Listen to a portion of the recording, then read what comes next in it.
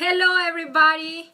Today we're going to talk about time management for stay-at-home moms and goal setting. My name is Marcela Collier.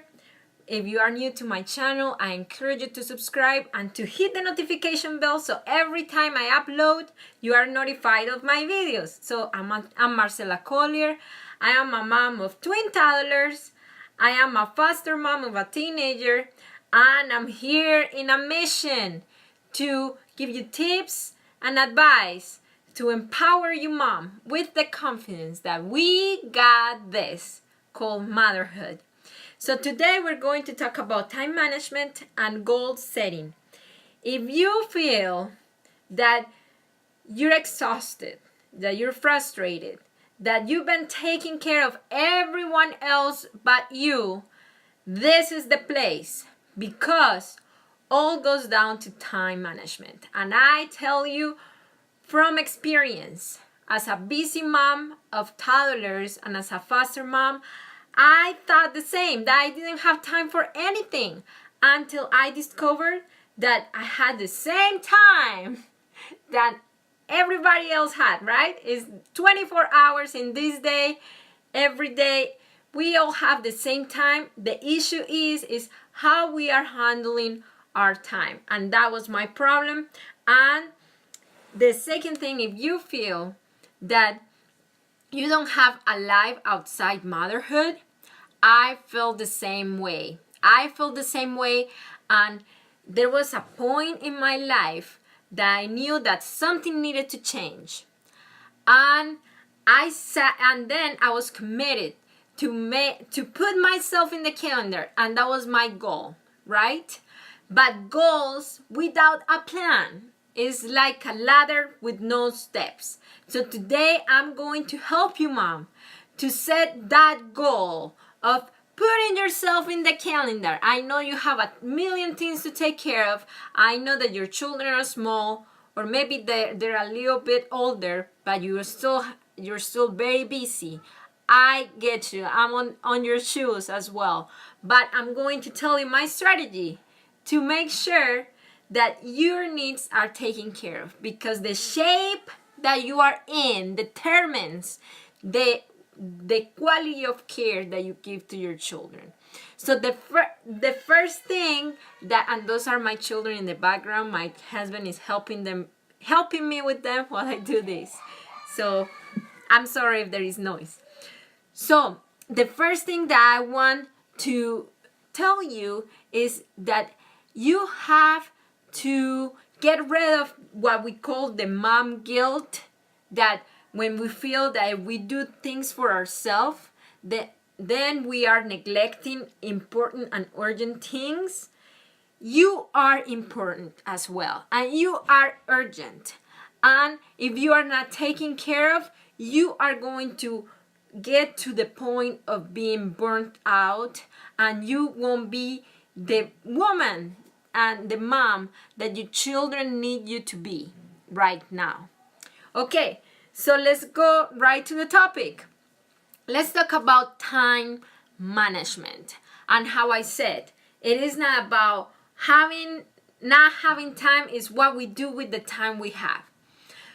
Before I was a mom, it was easy for me to say, okay, I'm going to do this. I'm going to work out. I just took my things and I went and I worked out. Or it was easy to sit down and complete a task without interruptions.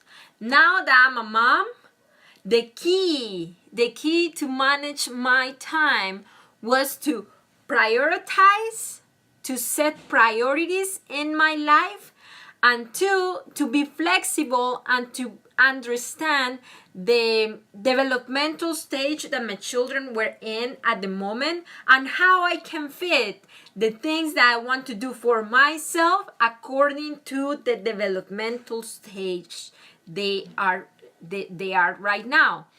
For example, I know that a vital part of my self-care, at least for me, is to work out. I don't drink coffee. I don't do anything else to keep my energy up. So I feel that working out is kind of the only thing that helps me keep up with my children, be a little bit more energetic. So I need to make sure that every day I do 20 to 30 minutes of a workout. But I have small children. Yes, just the thought of getting them ready to go to the gym and putting them in the car and getting all the diaper bags and getting all the things ready and going, it just makes me be discouraged of working out. So I knew that for this stage of my life and my children's lives, I needed to be flexible with that. So I decided to work out at home. And it is not perfect at all. If you follow me on Instagram, I posted a story of me working out a morning. It was yesterday. And I had to stop my workout to take children because I'm potty trained, to take children to the potty. I had to really set them up before me starting to work out, because otherwise they would be asking me for water, for snacks. So there is a little more setup involved, a little bit more planning involved, but I was still able to accomplish what I wanted to accomplish for myself. Being flexible, of course. I wasn't jumping up and down when I had to stop my workout for a little second to help my child go potty. But it is part of the developmental stage my children are in, and it is about mindset as well. Because I've seen other moms, and I've seen myself on the verge of giving up if I feel that things are not going the way I wanted them to go. And well, children expect the unexpected. Your days are not going to be as planned, but you need to have a plan for your days, right? I need to have a plan, but just to be conscientious, that was a big word for me, just to be conscientious, aware that those plans might be interrupted. But the key is for you to accomplish or to manage your time wisely, yes, and not to give up. Thank you, Ilya. So the key, hi Ilya, how are you? So the key to accomplish what I want to accomplish is to always go back, right? Yes, I took my child to the potty, but I went back to working out, right? Yes, my workout session or maybe my skincare session was interrupted by something, but to make sure that you always go back, right?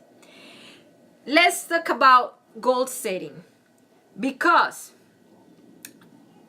there is something that I found as a mom that is different from when I didn't have children. If I'm not proactive in doing things for me, things are not going to happen. If you don't put yourself in the to-do list in the calendar, things are not going to happen. You are not going to have that date with your husband. You are not going to work out. You are not going to go to the nail salon. You need to plan in far way in advance, more in advance compared to when you didn't have children. So, for example, I knew that when my children were a little bit younger, I came to the conclusion that my life was out of balance. Yes, I felt that I was taking care of everybody else but me. I felt that the urgent things were robbing time for my important things, like, for example, like my marriage, right? Like my self-development. So, because that was the case, I was determined to set up a goal. A goal is an end, like an end step, right?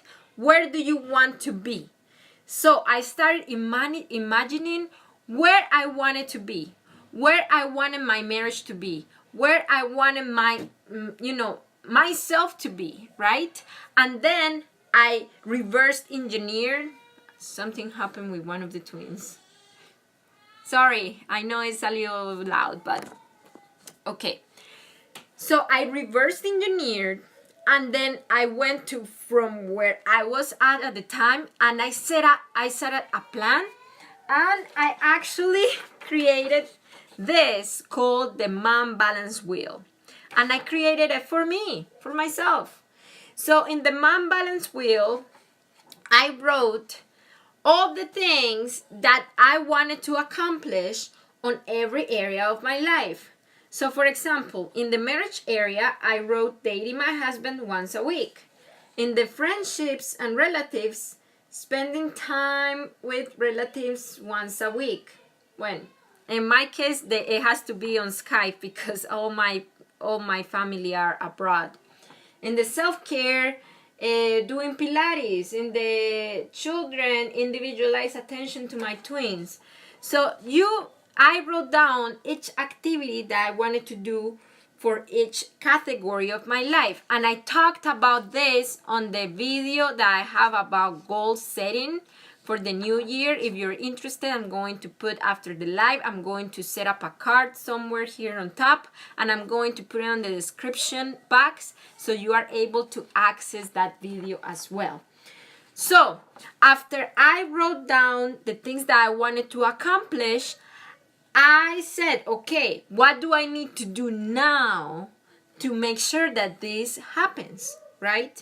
And at the time, dating my husband once a week wasn't feasible. It wasn't possible, right? So what could I do to be a little closer to that goal? What can you do, mom, to be a little bit closer to the things that you want to do? Please write down in the comments. Write down one thing that you can do today that is going to put you closer to the things that you want to accomplish. So like that, you start building up. And your children are not going to be small for the rest of their lives. They're not going to be waking up every 2 hours for the rest of their life. They're not going to be whining like one of my children is whining for the rest of their lives. Ilya say definitely planning things help get things done. Yes, yeah, planning help get things done, right? And we as moms, we need to plan and way far in advance. So the first thing is planning. Yes, and you plan from where you are to where you want to be, and it's okay to make baby steps, to take baby steps. Because how do you eat an elephant? One bite at a time, right? That's how you eat an elephant. How do you accomplish the big goal that you want to accomplish? If you want to write that book, if you want to have that vacation with your husband, if you want to, tell me in the comments, what is the big dream that you have? Right now, I'm writing a course that I'm excited to share with you, but I'm still in the writing period, and that's the big goal that I have for right now. But I need to take baby steps because I don't have a babysitter. Right now, my children are not going to preschool yet. Very soon, I will have more time to work on my dream, but right now, I work with what I have. And what do I have right now? Just a few hours after my husband comes back from work, I work on my dream. What do you have right now? You need to work with what you have right now. When my children were younger, I remember I used my breast pumping sessions to get things done in the computer. So, multitask if you need to. Yes, there are some things that I recommend you to take your time and not to multitask and be mindful of what you're doing. Like if you're spending time with your family, please don't be on your phone doing other things. But there are some times, for example, if I'm driving, does not avoid time for me. If I'm driving and I'm listening to a training, I'm listening to a book, I'm calling my mother-in-law because she can talk a lot. And I know that once I get home, I won't be able to connect with her, right? Or I will just have to cut her off. So I use my commuting time to do those things. Yes? What can you do during your commute? Yes? Because I know if you're a mom of toddlers or of older children, I know that you live in your car. I know that you live in your car. I live in my car. So what can you do in that time? Yes? When your children go to sleep during their nap. I know that many people tell you, especially in your baby shower, while the baby sleeps, mama sleeps. That is not reality. While baby sleeps, mama gets things done. At least that's how it was for me, because once they're awake, I cannot accomplish things, right? Even if it's things around the house, like doing laundry with awake babies is way harder than doing laundry when your babies are taking a nap, right? Put your kids down for bedtime a little bit earlier. First of all, it is healthy for them because small children, they're supposed to sleep 12 to 13 hours a day. I think it's something crazy like that. They do need it. And guess what? If they don't have those full hours of sleep, you are going to see it through their behaviors the next day. So put them down earlier.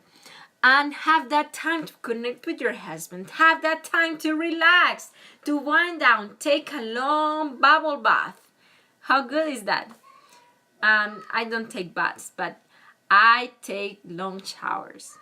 Write down in the comments something that you really, really, really enjoy doing.